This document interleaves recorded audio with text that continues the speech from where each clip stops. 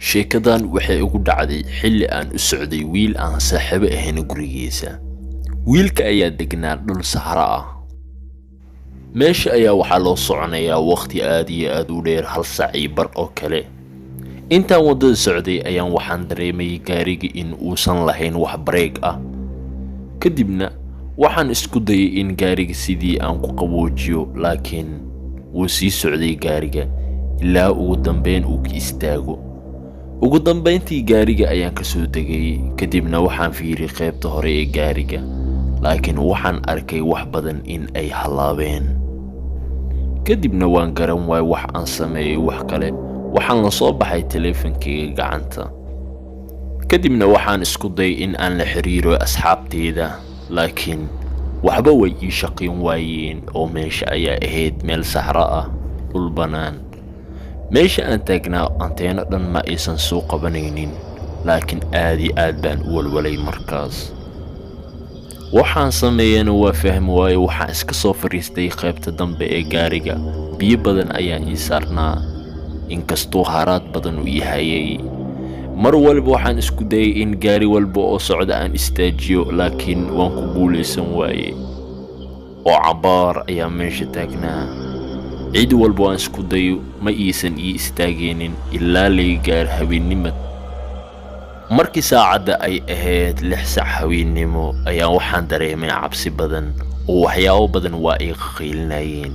biyihiina goobs ayuu iga ahaa.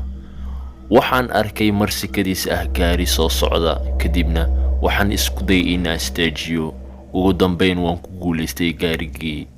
kadibna waxaa iga soo baxay nin oo waxaan ku dhahay waxaan u baahanahay caawinaad mudane.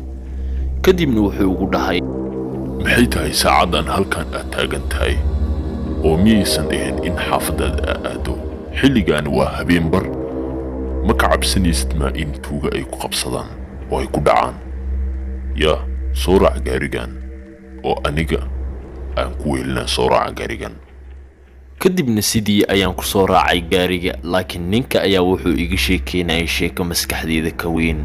kadibna wuxuu igu yidhi, nin waxaa taa nin fiican, aniga mujida nin waddadaana ka qarabdaa. hadda meelkiisa istaagayna waxaan ku tusayaa qorshaha ani aan ku shaqaysto. haween walba meeshaan dadkii taagtaagan aan ku qarabtaa ila shaqayso. nin dhallinyaraad tahay way anfacaysaa ila shaqayso, ma fahantaada? waxbaa iska waalna anaa ku badbaadinaa. subaxiin xaafadaada aadaysaa. fikirkaas ka waran, see u aragtaa fikirkaas inaad ila shaqaysatid? kadibna markuu iigu yidhi hadalkaas ayaan aad iyo aad u yaabay. ugu dambayn gaarigii ayaan isaga soo degay.